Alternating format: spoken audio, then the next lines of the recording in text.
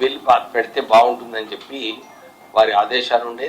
దాని ప్రకారంగానే వేరే రాష్ట్రాలలో ఏమేం చర్యలు తీసుకున్నారు, ఎట్లా యాక్ట్ పెట్టినారు, అవన్నీ పెట్టిన తర్వాత మా లేబర్ డిపార్ట్మెంట్, మా సెక్రటరీ గారు, మా కమిషనర్ గారు వాళ్ళు అన్నీ కూడా రూల్స్ ప్రకారంగా ఒక యాక్ట్ ప్రిపేర్ చేయడం జరిగింది. లాస్ట్ టైం నేను ముఖ్యమంత్రి గారితో మాట్లాడినప్పుడు 7th నవంబర్కి క్యాబినెట్ ఉంటుంది, దాంట్లో పెట్టమని చెప్పి వారు ఆదేశాలు ఇచ్చారు. ఈరోజు తెలిసింది 7th మీటింగ్, ఎందుకంటే ఎలక్షన్ ఉంది 11th నాడు, 12th నాడు పెట్టుకుందాం బాగుంటుందని చెప్పి వారు 12th నాడు పెట్టుకున్నారు.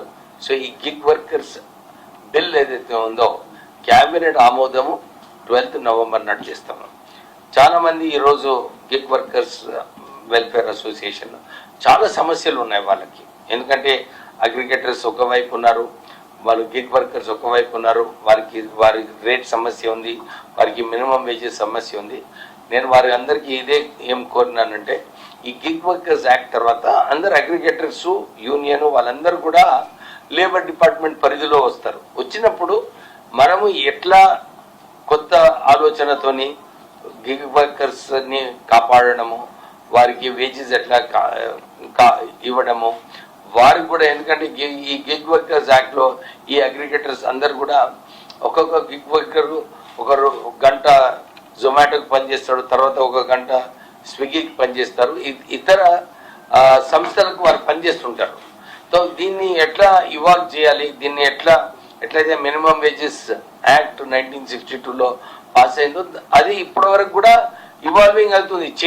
చేంజెస్ తీసుకొస్తూ వర్కర్స్కి ఎట్లా బెనిఫిట్ చేయాలని చెప్పి ఈ మినిమం వేజెస్ యాక్ట్ కూడా అప్పుడు ఆ రోజులలో ఇంప్లిమెంట్ అయింది. మేము వీళ్ళందరికీ కూడా ఇదే విశ్వాసం ఇప్పించినాము.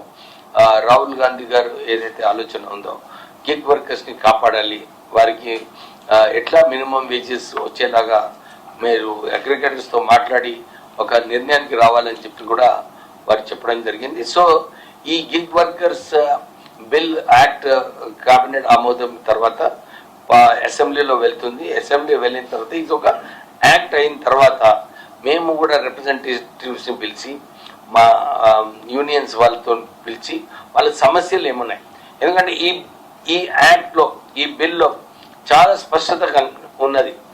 వారికి ఏదైతే గిగ్ వర్కర్స్ ఉన్నారో ఇంతకుముందు వారికి భద్రతనే లేదు, దీంట్లో భద్రత కల్పిస్తూ గిగ్ వర్కర్స్ అగ్రిగేటర్స్ కూడా వారి బోర్డుకి పంపించాలి ఎవరెవరు రిజిస్ట్రేషన్ చేసుకున్నారో గిగ్ వర్కర్స్ని కూడా వారిని ఎట్లా కాపాడాలి అని ఇవన్నీ ప్రొవిజన్స్ ఈ యాక్ట్లో కాపాడటం జరిగింది.